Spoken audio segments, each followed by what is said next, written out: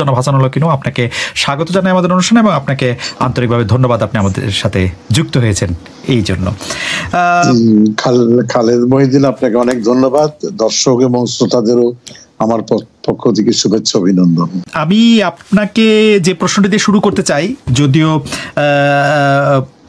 এই প্রশ্নটি এবারের নির্বাচনকে ঘিরে, আপনি এর আগে 3বার নির্বাচিত হয়েছেন, 2008-এ, 2014-তে, 2018-তে, কিন্তু 2024-এর নির্বাচনে হেরে গিয়ে, এবং আমাদের দর্শকরা সকলেই জানেন, তারপর আমি একবার একটু মনে করিয়ে দিই, নৌকা মার্কা নিয়ে হেরে গিয়ে, এবং আওয়ামী লীগ যে কয়েকটি আসন, মাত্রই 2টি আসনে আসলে তাদের প্রার্থী দেয়নি, শরিকদের মধ্যে থেকে প্রার্থী দিয়েছিল, তার মধ্যে আপনার আসনে একটি, এবং সেই আসনে আপনি হেরে গিয়ে আপনি পরিকল্পিত ভোট কারচুপি আর প্রশাসনের নিষ্ক্রিয়তার কথা বলেছেন। আমাদের প্রথম প্রশ্ন, আপনার সঙ্গে এমন হওয়ার কারণ কি? এই রকমের হওয়ার পিছনে সরকার প্রধানের, বর্তমান আওয়ামী লীগ প্রধানের কি ভূমিকা ছিল? ধন্যবাদ। আমি প্রথমেই আবারও দর্শক শ্রোতাদের আমার পক্ষ থেকে ধন্যবাদ জানাচ্ছি এবং ডয়চে ভ্যালিকেও ধন্যবাদ জানাচ্ছি আমাকে আমন্ত্রণ করার জন্য। নির্বাচন হয়ে গিয়েছে এবং এই নির্বাচনটা একটা চ্যালেঞ্জের ভিতরে নির্বাচনটা হয়েছে, কারণ বিএনপি জামাত আর তার মিত্র শক্তিরা নির্বাচনটাকে বানচাল করার জন্য এবং বাতিল করা, বন্ধ করার জন্য সর্বাত্মক একটা চেষ্টা চালিয়েছিল। তা আমি বলি যে একটা নির্বাচন বানচালের যুদ্ধের ভিতরে নির্বাচনটা হয়েছে এবং সেই নির্বাচনটা কোন রকমে সম্পন্ন করতে সফল হয়েছে সরকার, প্রশাসন। এবং এই যেহেতু একটা চ্যালেঞ্জের ভিতরে এবং একটা রাজনৈতিক যুদ্ধের ভিতরে এই নির্বাচনটা হয়েছে, সুতরাং এই নির্বাচনে অনেক কমতি ঘাটতি ছিল এবং আছে, সেগুলো নিয়েই নির্বাচনটা শেষ হয়েছে। সেই জায়গাতে আমার নির্বাচনী এলাকায় আমি পরাজিত হয়েছি এবং আমি বলেছি যে আমার নির্বাচনী এলাকায় ওই কমতি ঘাটতির ভিতরে দুর্ভাগ্যজনকভাবে আমার নির্বাচনী এলাকাটাও পড়ে গিয়েছে। আমি এই প্রশাসনের এবং পরিকল্পিত কারচুপির ঘটনাকে মোকাবেলা করতে ব্যর্থ হয়েছি। তো সেই ব্যর্থতার দায় আমি মেনে নিচ্ছি। কিন্তু মোট কথাটা হচ্ছে, আমার মতন অনেকেই এরকম ভাবে পরাজিত হয়েছে। তিনি আওয়ামী লীগের প্রার্থী হতে পারেন, জোটের প্রার্থী আনোয়ার হোসেন মঞ্জু সাহেবের মতনও আছেন, আমাদের জাসদের আরেকজন প্রার্থী ছিলেন মোশাররফ সাহেব, তিনিও এরকম শিকার হয়েছেন। যাই হোক, এটা নিয়ে বিস্তারিত যা বলার কিছু নাই, শুধু আমি বলবো যে এটার কারণ কি আপনি জিজ্ঞেস করেছেন।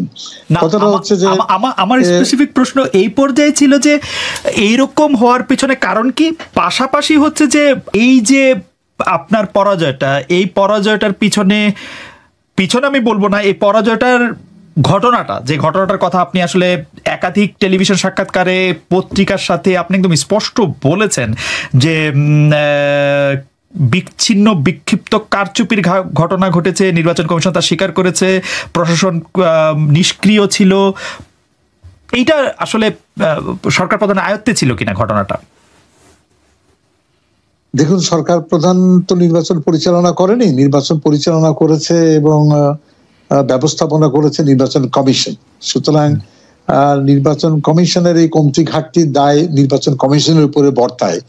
আর সেই দিক থেকে আমি বলবো যে সরকার প্রধান এইসব জায়গায়, যেসব জায়গায় বিশৃঙ্খলা হয়েছে বা সীমিত আকারে স্থানীয় প্রশাসনের হস্তক্ষেপ ঘটেছে, তার দায় দায়িত্ব সরকার প্রধানের উপরে বর্তায় না।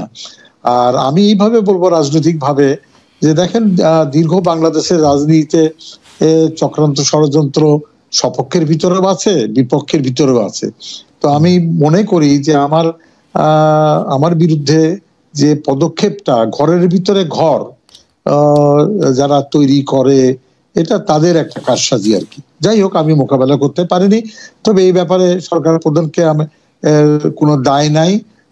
তিনি শোনার পরে হয়তো উনি উনার প্রতিক্রিয়া ব্যক্ত করেছেন, সেটা আমার সঙ্গে উনার কথা হয়েছে, সেই কথা অনুযায়ী উনি এটাতে মর্মাহত। ইনু ভাই, আপনার কাছে কি মনে হয় না যে সরকারি দল যারা করছেন তাদের তাদের তাদের তাদের ব্যাংকের টাকা, তারা যে ট্যাক্স যে রিটার্ন দিচ্ছেন, সেটি পর্যালোচনা করে আমরা দেখছি তাদের সম্পদ বেড়েই চলছে। সরকারের যারা আছেন তারা যে লাভবান হচ্ছেন সেটি তো প্রমাণিতই। দেখুন, সরকার যদি বলেন যে ক্ষমতাসীন সরকারের ভিতরে এমপি 350 এমপি, আর উপজেলার নির্বাচনে উপজেলার চেয়ারম্যান সাহেবরা বা ইউনিয়ন পরিষদের চেয়ারম্যান সাহেবরা তাদের যদি এই আয়কর বিভাগের কাছ থেকে যে তালিকা পাবেন আপনি, সেখানে যে সম্পদ বৃদ্ধি এটা নিয়ে কোনো মাথা ব্যথা নাই। যেখানে কোটি কোটি টাকার লুটপাট হচ্ছে সেই টাকাটা তো তাদের ব্যাংকে যাচ্ছে না, তো ব্যাংকে দেখাতে পাচ্ছেন না আপনি। সুতরাং সেখানে দুই একজনের তো বিপুল অর্থ হয়েছে, কিন্তু 350 এমপি যদি হিসাব করেন সেইখানে আমি বলবো যে না তেমন কিছু না। সুতরাং এটা ঢালাও একটা অপপ্রচার যে রাজনৈতিক এমপি মন্ত্রীরা কোটি কোটি টাকার উপরে ভাসছে, এই কথাটা ঠিক না। না, আমরা অবশ্য আমি অবশ্য ব্যক্তিগত আগ্রহ থেকে এমপি সাহেবদের সম্পদ বিবেচনা করে দেখেছি যে বেশিরভাগ এমপিরই, বেশিরভাগ বলতে শতকরা 80% বেশি এমপির সম্পদ বেড়েছে। মানে বেড়েছে মানে কি মানে খুব 5%, 10% এভাবে না, আরো অনেক বেশি পার্সেন্ট করে বেড়েছে। আমি একটা উদাহরণ দিই আপনাকে। জি, আমি একটা উদাহরণ দিচ্ছি। আমি এমপি ছিলাম, যখন 9 সালে, মনে করেন আমার ব্যাংকের টাকা ছিল লিগ্যাল টাকা 5 লাখ টাকা। আমি 2.25 লক্ষ টাকা বেতন পেয়েছি সম্মানী প্রতি মাসে, এর বাইরেও সম্মানী পেয়েছি। মন্ত্রী অবস্থায় অলমোস্ট 3 লক্ষ টাকার সম্মানী পেতাম। তো সেখান থেকে আমি এখন 5 লক্ষ টাকা মনে করেন বেড়ে 50 লক্ষ টাকা হয়েছে। তাহলে কত গুণ বাড়লো? 10 গুণ বাড়লো। শুনতে খুব ভালো। প্রথম আলো হেডলাইন করলো ইনু সাহেবের সম্পদ 10 গুণ বেড়ে গিয়েছে, কিন্তু উনি লিখলেন না প্রথম আলো যে ইনু সাহেবের 5 লাখ থেকে 50 লক্ষ হয়েছে, যেটা বাংলাদেশের জন্য পিনাক। এবং আমার যে আয়টা এখন লিগ্যাল আয়টা, সেই লিগ্যাল আয়টার কথা বিচার করলো না, এমন ভাবে শিরোনাম করলো। ঠিক তেমনি একটা নারী এমপির কথা বলুন বা পুরুষ এমপির কথাই বলুন, যার 15 লক্ষ টাকা ছিল এখনো তো 1 কোটি টাকা ব্যাংকে দীর্ঘ 15 বছরের পরে হয়েছে। কিন্তু এইটা একটু সরলীকরণ হলো কিনা, কিন্তু আমরা কিন্তু অনেকের ক্ষেত্রেই দেখেছি,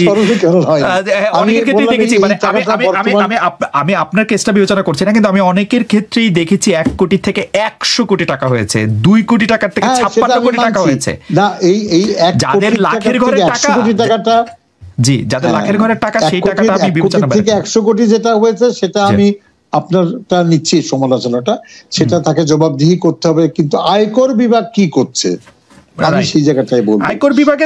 আয়কর বিভাগকে যদি সন্তুষ্ট করে থাকে তাহলে এটা নিয়ে আমি প্রশ্ন করতে পারি না।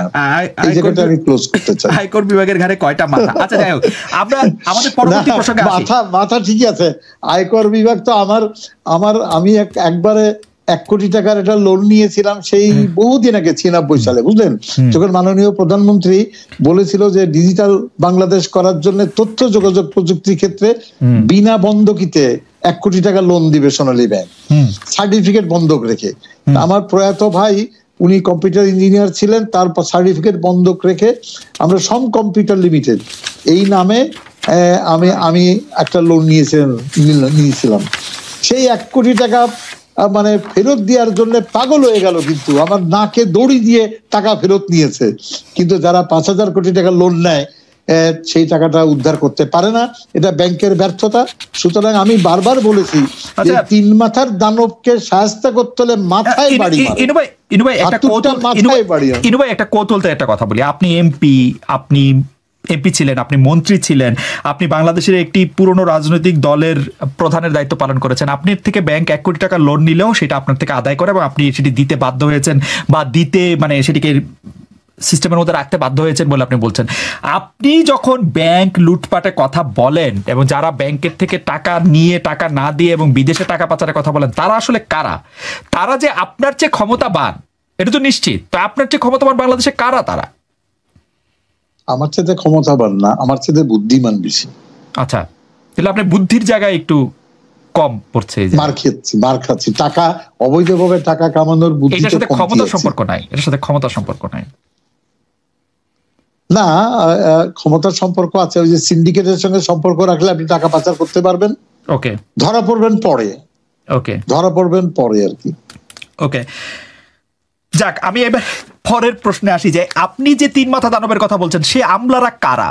আমরা তো এরকম শুনছি যে আমলাদের মধ্যে থেকে আমলাদের ডিএনএ টেস্ট করা হচ্ছে, রক্ত পরীক্ষা করা হচ্ছে, যাদের মধ্যে আসলে আওয়ামী লীগের বিরুদ্ধ রাজনৈতিক মতাদর্শের কোনো লোকই সরকারের শীর্ষ আমলা হতে পারছেন না।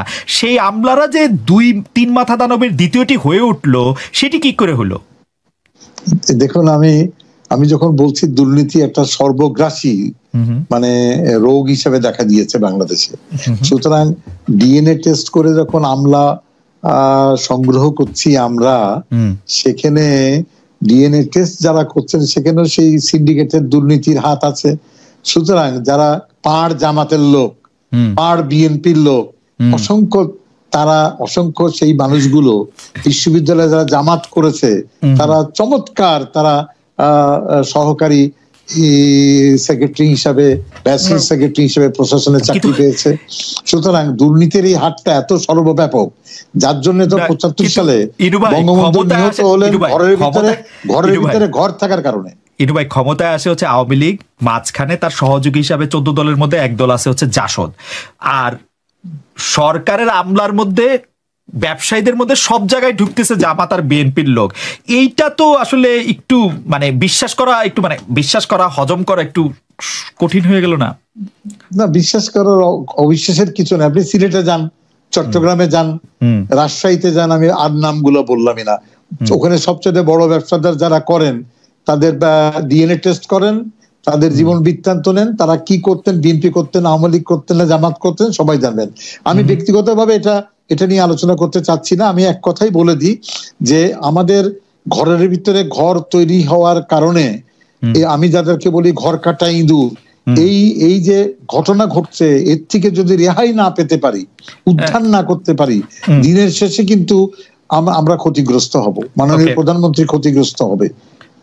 এবং আমি মনে করি সময় এসেছে ঘরের ভিতরে ঘর কাটা ইঁদুরদের ছিটিয়ে বিদায় করে দেওয়ার। এইটা আপনি ঘর কাটা ইঁদুর বলছেন বটে, কিন্তু এটা কেউ এটাও বলতে পারে যে আপনি আসলে দায় এড়াইতেছেন, যে কারণ এই দায় আপনাদেরকেই নিতে হবে, কারণ আপনারা ক্ষমতায় ছিলেন, আপনাদের ক্ষমতায়। আপনি এখন বিএনপি জামাতের উপরে দায় দিতে পারেন, কিন্তু বিএনপি জামাত তো আসলে ক্ষমতা, বিএনপি জামাতকে দায় দিচ্ছি না, আমি দায় দিচ্ছি ওই আমলা চক্রকে, যে আমলা চক্র টাকাকে দেবতা মনে করে, ওই রাজনীতিকে যে টাকা ছাড়া কিছু বুঝে না, এই আমলাকে যারা শীর্ষ আমলা করছে তাদের দায় নাই। আপনার সচিব তো আপনি নিয়োগ দিচ্ছেন।